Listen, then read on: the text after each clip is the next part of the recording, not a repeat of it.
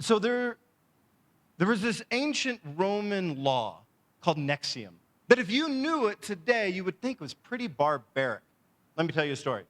There's this story this historian named Livius tells from about 2,000 years ago, that there was this young man who was living in Rome, and he wants to sign up for the army and go off and fight for the Roman Empire, his homeland. And so he signs up and he goes for years right on the edge of the border of the empire, and he's fighting, and he comes back as a hero back home, and he's coming back to Rome after these years of being courageous and brave and nearly giving his life for his country, and he thinks he's going to have this hero's welcome, but as he enters the city, instead he is kidnapped, beaten, and sold into slavery.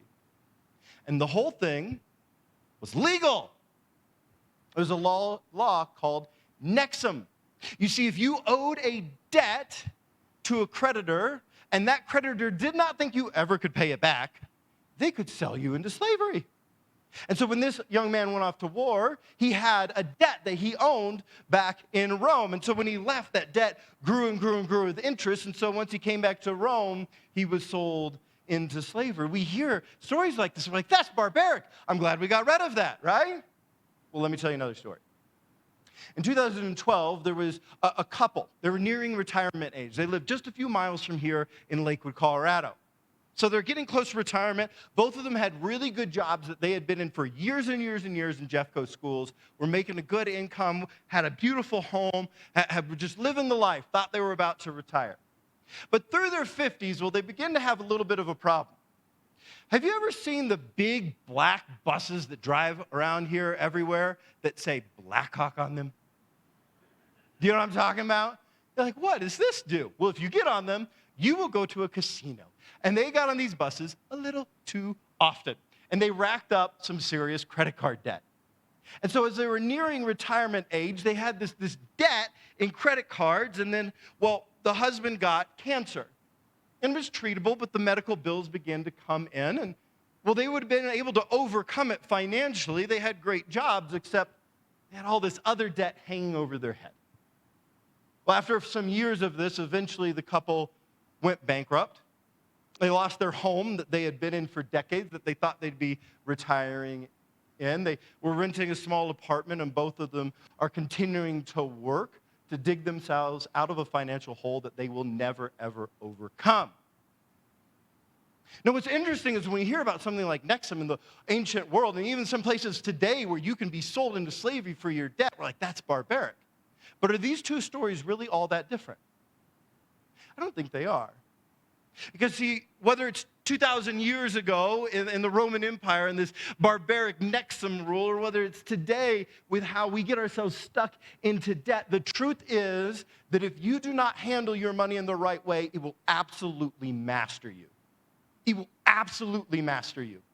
And it can destroy your life. Money can master us. It's really interesting. The book of Proverbs, it really is this book of all these ancient, divinely given sayings, short sayings, proverbs that really are for your life. Like, it's not, we're going to start Galatians next week. It's all this amazing theology. You'll love it. It's not that. It's not the high, lofty theology. Proverbs is practical, God-given wisdom for your life. And man, we need some God-given wisdom for our lives when it comes to money. There's about 800 proverbs in the book of Proverbs. And about 130 of them have to do with money and finances and wealth and poverty. 130. Which means 1/7 of the book of Proverbs is about money. Because it's all about this practical wisdom. And a lot of us, we don't live with practical God-given wisdom with our money. Our world spends and utilizes money in a world way that's totally different than God's word. And we want to be people of God's word. And we want to be people of faith, and we want to be people who trust God enough to obey what he says in his word, even when it's different than the world. And so we need what Proverbs tells us about biblical wisdom when it comes to our money. Now, we're going to look at 6 principles because, like I've told you in other weeks, in different areas of life, Proverbs will give you a few different, really ideas, big ideas, and then it'll just come back to them. It'll repeat them over and over and over and over and over again because some of us, like me, are slow, right? And you need to be repeated. You need repetition. This is what it does. And so we're going to look at 6 proverbs that are repeated over and over and over again throughout this book that have to do with money. And one of 2 things are going to happen. You're going to find yourself in one boat where you're like, whoo, I'm not doing that, right? Like, I need to step up. I need to get better at that one, right? We're going to be reading some of these, and you're going to be like, oh, man, I need to get better in that area. And God's pushing me to, awesome. And you're going to want to go home and change. And then you're going to read some of these other ones. You're like, that is common sense. Why did that even need to be written down? And it's like, well, apparently it does because we're not doing it, right? And what's fascinating, so if you get in that mode today where you're reading something, it's like, yeah, everybody knows that. Well, A, not everybody knows that. But B, it's amazing. It's amazing that the principles that God gave thousands of years ago in a different place, a different time, a different economy, still work to this day. Because God is unchanging. He's the same God yesterday, today, and forever. So, of course, the principles of finances he gave us then work today too. Okay? So we're going to look at these 6 principles because really money can master you. Money can master you. So these 6 principles of money right from Proverbs. Here's the first principle of money in Proverbs. Live below your means. Proverbs 21:20. The wise store up choice food and olive oil, but fools gulp theirs down.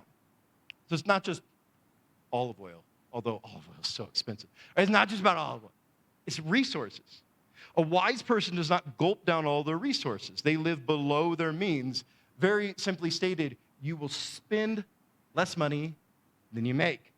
Now that shouldn't be shocking. You're like, oh yeah, this is why I showed up this morning, spend less money than I make. But it is shocking to Americans. Did you know the average household, according to Forbes, the average American household credit card debt is $8,942. 36% of American adults say that their credit card savings exceeds their emergency savings. And even half of people, this one blows my mind, even half of people who make $100,000 or more are living paycheck to paycheck. Why? Because we're a nation of people. We live above our means. We spend more than we make. And Proverbs is like, no, live below your means. So why do we do this to ourselves? Why do we spend more than we make? Why do we live beyond our means? Well, we're trying to pretend so that we can impress people, aren't we? That's what it is. And guess what? Proverbs knows this. Proverbs 13:7. One person pretends to be rich, yet has nothing. Another pretends to be poor, yet has great wealth. Which one do you want to be? Do you know in LA right now, there's these businesses where you'll go in and they have a room that's a photo studio. And it looks like you're in an airplane. And you can sit down and it looks like you're sitting in a first-class seat. Something I will never afford, right? And so you sit down in the seat and they take pictures of you so that you can put it on your Instagram. So you can pretend like you are flying first class. What does that say about our society? Well, it says we want to pretend. Image is everything in America, right? And social media, image is everything. So why do we live beyond our means? Because we are so desperate for the approval of other people that we are willing to destroy our financial freedom and destroy our finances or our entire family to impress people who don't care about us. We're pretending. We're pretending. We live in a nation obsessed with image. But God says, be the person who lives below your means, that lives like you have less than you really do, who's not that person who pretends to be rich in other people's eyes to impress them. When I was a kid, I went to work with my dad one day, right? So he was working in this big building, and we get on the elevator. We were going up to his office, and we get on, and there was already somebody on the elevator. And it was an older gentleman in the back corner of the elevator. And I remember to this day, he was wearing a kind of a dated suit, not like the cool suit. Well, this was the 90s, so all the suits look terrible now. But like, it wasn't the up-to-date suit. And his glasses, they were cracked right in the middle. And he had used tape to tape them back together, right in the middle. And by the look of the tape, he had not just done this that morning, right? Like, he had been walking around with tape glasses for a few weeks. So we ride up, my dad says hi to him, and I could tell my dad knew him. And so we ride up, we get out of the elevator door closes, and we're walking to my dad's office, and my dad's like, do you know who that was? I'm like, no, Dad, I'm 8. I have no idea who anyone is. What are you talking about? My dad's like, that's the owner. And it was a guy named Lamar Hunt, and he was worth billions of dollars. Like billions with a B. You heard me wrong. Not an M, a B. Billions. But he did not care what you thought about him. He did not care about his image. He did not care to get the approval of others. That's what Proverbs is getting at. No matter how much you make, don't live like it. Don't spend more than you have. Don't waste money to impress people. You got to live humbly. Live beneath your means. So since Proverbs is so practical, a few practical tips on this. Pay off your credit card every month or just don't have one. Budget your money for less than you make and stick to it. And pray that God would give you contentment with what you have and a complete disregard to pretend to impress other people. Live beneath your means. Second, Proverbs talks about saving money. Proverbs 13:11, whoever gathers money little by little makes it grow. Proverbs 13:22, a good person leaves an inheritance for their children's children. Proverbs 6:6-7, go to the ant, you sluggard, consider its ways and be wise. It has no commander, no overseer or ruler, yet it stores its provisions in summer and it gathers its food at harvest. Some of us could learn from the ants. If you don't want others to command your life, own your life, you will consistently gather some of your resources and save them. At the end of Proverbs, it compliments this woman. It describes this amazing woman who does this. Proverbs 31:16, she considers a field and buys it. Out of her earnings, she plants a vineyard, meaning she's not just saving, she's investing, and it's growing, right? It's growing. It's doing something. Grow what you've saved. But today, many Americans, even though we make money, are not saving and investing. According to a Bankrate report, 59% of American adults do not have enough savings to cover an emergency event of $1,000. 36% have $0 in savings. According to Forbes, only 22% of Americans nearing retirement say they have enough money to retire. So you're like, oh yeah, save. Well, it's common sense. Well, we're not doing it. Proverbs tells us to save and invest. Now, don't get this wrong.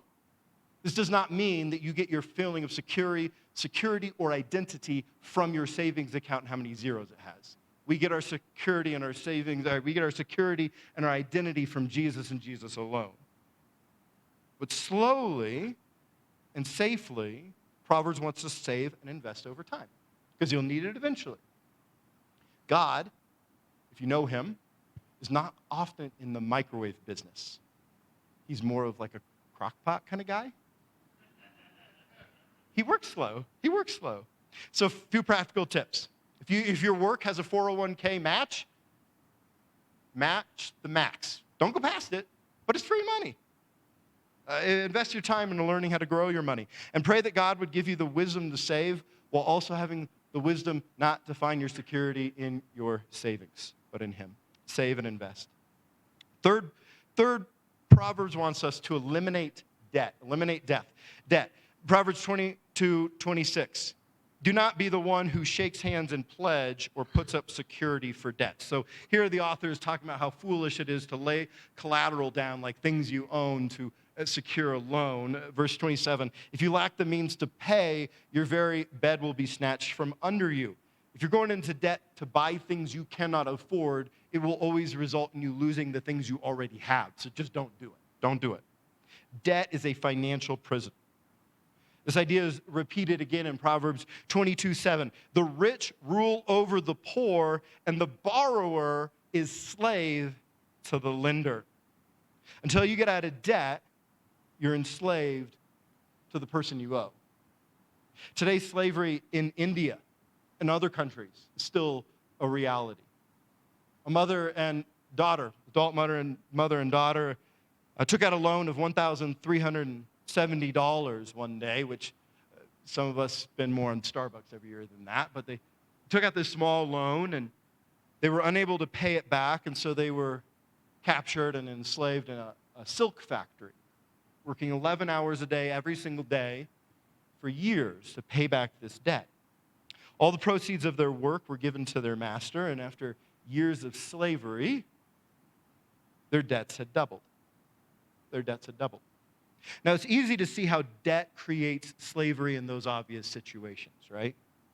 But Proverbs is telling us that even when we can't see it, all debt is a form of slavery.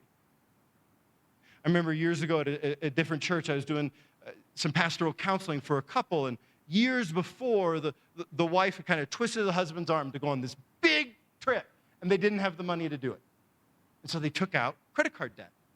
And what had been a $4,000 trip now was $12,000 in what they owed. And now they couldn't travel, they couldn't barely get food, they couldn't barely get gas, all because of taking on the debt. It had enslaved them. And sometimes we get in those situations, well, I want to go on the trip. Well, if you can't afford it, you can't go on the trip, right? Don't let debt enslave you. Today, the picture of American debt is one of slavery. Average student debt in America is $38,000. And what blows my mind is that on average, we take 21 years to pay back that student debt. Car debt is an all-time high of $1.65 trillion. Americans on average have monthly car loans. Not our mortgage, not trying to pay the bills, much, for the house. Monthly car loans. For new cars, $742, used, $525. And then we, wonder why there's more month than money at the end of the month, right? And if you purchase a home, an average home in Lakewood, Colorado, and you get a 30-year loan, you'll pay about $359,000 just in the interest.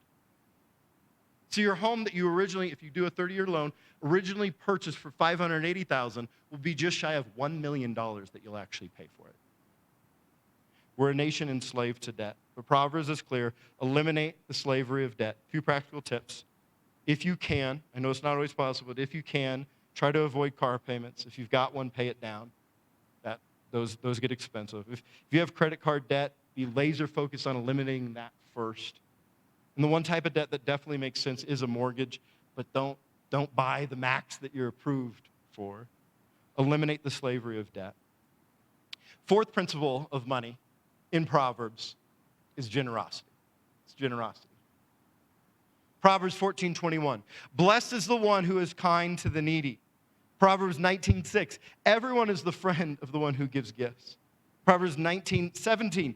Whoever is kind to the poor lends to the Lord, and he will reward them for what they have done. Proverbs 22:9. The generous will themselves be blessed. Proverbs 28:22. The stingy are eager to get rich and are unaware that poverty awaits them. Be generous. Be generous. But though we're living in a time today of just unprecedented wealth, often we're not generous. The average American gives away less than 2% of their income. But Proverbs is clear. Be generous. Why is it so important to be generous? Well, it helps others. Awesome. It shows others the reality of your faith as you're generous to them, right? That's awesome. But being generous does something for you, too. Being generous loosens money's tight grip on your heart. Money, more than anything else, will grip your heart and not let go. Because here's the thing. Your possessions can possess you. If you obsess over your money, and you worry over your money, and you do whatever, it takes to get more, and your possessions will possess you. Your money will master you. Your money will have this tight grip on your heart. Say if you've watched the movie Lord of the Rings, or you've read the book, and yes, I'm a Lord of the Rings nerd. I only let myself use like 2 stories from Lord of the Rings a year in sermons, because that's just me. All right, there's a character in Lord of the Rings named Gollum, right? And he's this little guy, and Gollum finds this ring years before the story that the Lord of the Rings takes place, and over time it kind of just destroys him and isolates him, and he's in this cave by the time you meet him. And he's in this cave, and he doesn't know he has the ring. It's just a piece of gold to him, but he's obsessed with it. And he's back in this cave, and what is he saying? He's saying, mine, my own, my. You guys are nerds like me. Good job, man. Mine, my own, my precious. And what you find out as you go through the course of the story is that he did not own the ring owned him. His possession possessed him. And what I think it was the author, J.R.R. Tolkien. I think he knew this principle of life. That if you're back there, mine, my own. And you're holding it, my precious, and you're getting obsessed with it, and you're fixated on it, and you're not giving it away that your possessions will possess you. They'll ruin you. They'll destroy you. They'll turn you within on yourself. What is the only way to get away from that is to give it away. The only way to loosen money's tight grip on your heart is to give it away, because then you realize, oh, it's not my own. You go from this to, here it is, God. And you're generous to others, and you realize, it's not mine. It's not that precious. It isn't my own. It's the Lord's. It's a tool. It's something that He's given me that, man, I have stewardship over, but it's not my own. And by giving it away and by being generous with other people, your hand will open. And that tight grip of control that will turn you within and have you being a little Gollum down in the caves, well, you'll be able to escape it. Generosity loosens money's tight grip on your heart. Fifth principle of money in Proverbs is about giving to God. So we're talking about generosity to others. Now we're talking about giving to God. Proverbs 3, 9-10. Honor the Lord with your wealth, with the first fruits of all your crops. Then your barns will be filled to overflowing, and your vats will brim over with new wine. Proverbs 21, 26. The righteous give without sparing. Proverbs 11, 24. One person gives freely, yet gains even more. Another withholds unduly, but comes to poverty. But today, God's people are really struggling with this. Now, Christians in the United States are statistically more generous than people who aren't.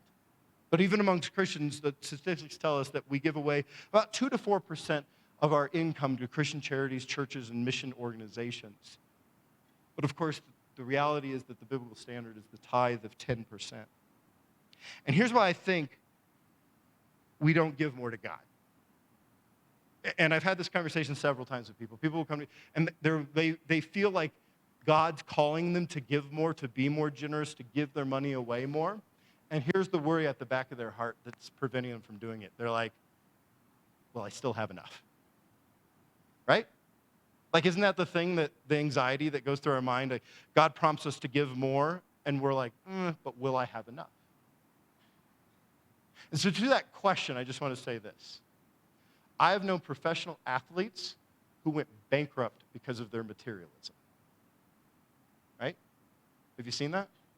I have known businessmen who have gone bankrupt because of their foolish decisions. Have you seen that?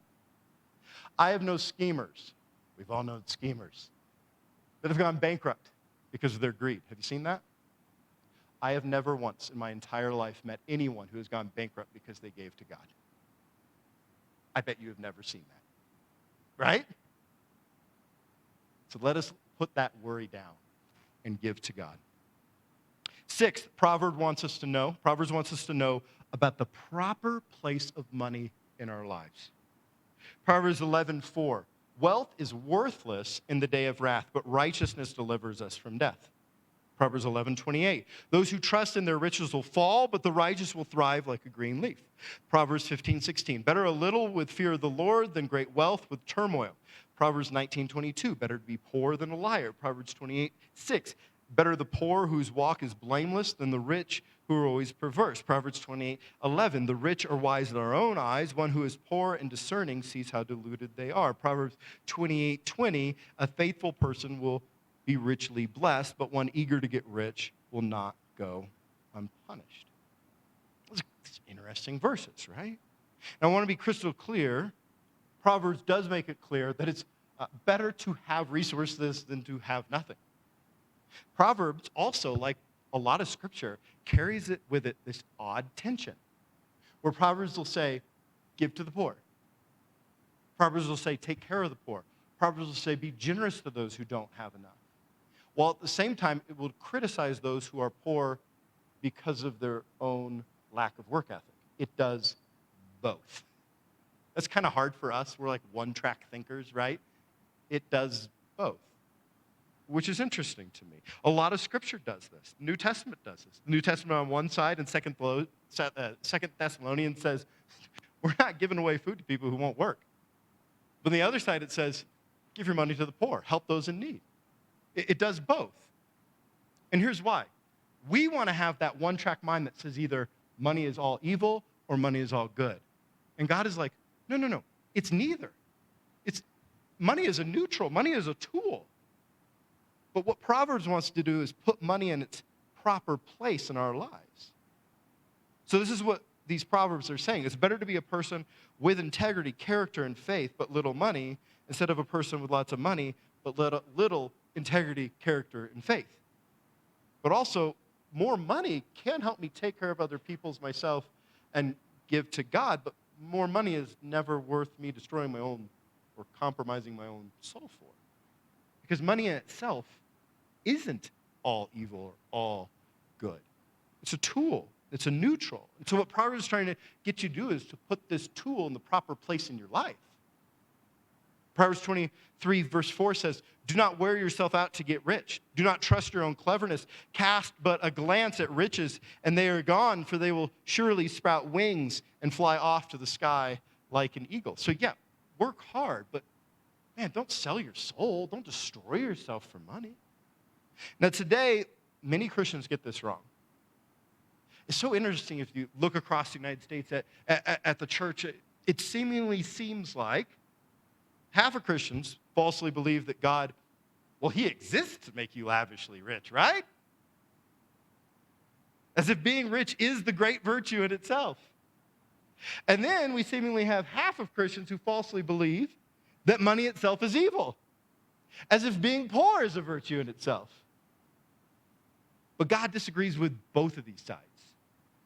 This is the very best mindset we can have when it comes to our money and our stuff and our possessions and our soul. I love this prayer from Proverbs 30. Verse 8, it says, give me neither poverty nor riches, but give me only my daily bread. Isn't that awesome? That's awesome. Proverbs puts money in its proper place in our lives. It doesn't want you to see having a bunch as this huge virtue or having none as this huge virtue. It doesn't want to see money as this great good or always this great evil. It wants you just to put money in its proper place. Put it in its proper place. If you go to Proverbs 30, it also will say, give me neither poverty nor riches, but give me only my daily bread. Why? Verse 9, otherwise I may have too much and disown you. This is the writer talking to God and say, who is the Lord? Because if you have too much and you make it the ultimate good in your life, you'll think you don't need God. You'll think you are God. Or on the other side, verse 9 says, or I may become poor and steal, and so dishonor the name of God. I don't want to have too much, God. I don't want to have too little. I want to be just right. I want to put money in its proper place in my life.